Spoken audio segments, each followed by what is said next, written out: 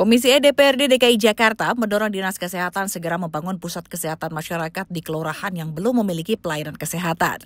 Demikian diungkapkan Ketua Komisi E Muhammad Tamrin saat rapat kerja Komisi E bersama Dinas Kesehatan DKI Jakarta dalam rangka rapat pembahasan prarencana kerja perangkat daerah Provinsi DKI Jakarta tahun 2026 di Gedung DPRD DKI Jakarta Selasa 18 Maret 2025. Saya mohon kelurahan-kelurahan yang belum ada puskesmasnya, sama tadi dengan apa yang disampaikan Bu Waka atau dengan Pak Sekom, saya kepingin coba segera ada dibangun.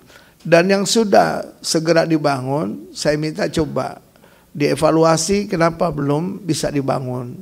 Ini kan supaya bisa lebih cepat lagi untuk bisa mencapai pelayanan kepada masyarakat.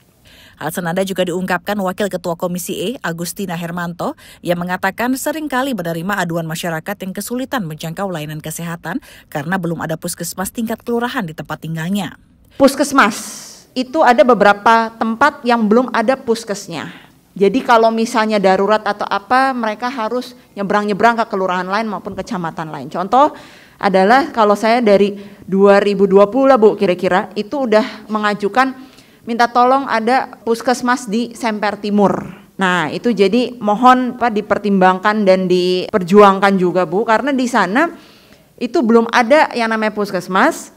Dan memang sebenarnya masalahnya itu kan di lahan dan lain-lain. Tapi saya rasa harusnya apakah itu mau ngontrak, apakah itu membeli lahan yang ada di sana dan lain-lain. Kalau kita bilang misalnya oh mahal dan lain-lain, uangnya DKI banyak kok gitu, harusnya bisa untuk pelayanan masyarakat.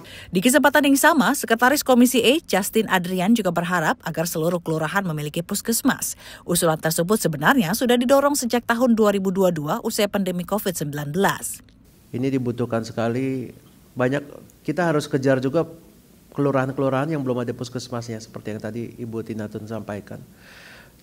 Saya nitip nih Bu, di Cipinang Besar Selatan, ini mestinya direhab, cuma nggak pernah kesampaian direhab sehingga masyarakat harus nyebrang ke puskesmas yang lainnya. Ini saya kira cukup urgent juga. Lagi pula penduduk kita sangat padat nih Bu ya. Jadi daripada RSUD-nya numpuk, jadi puskesmasnya harus kita perbanyak jaringannya. Sementara itu, Kepala Dinas Kesehatan DKI Jakarta, Ani Ruspitawati menjelaskan, meskipun ada 15 kelurahan yang belum memiliki puskesmas, namun kini sudah ada 292 puskesmas pembantu.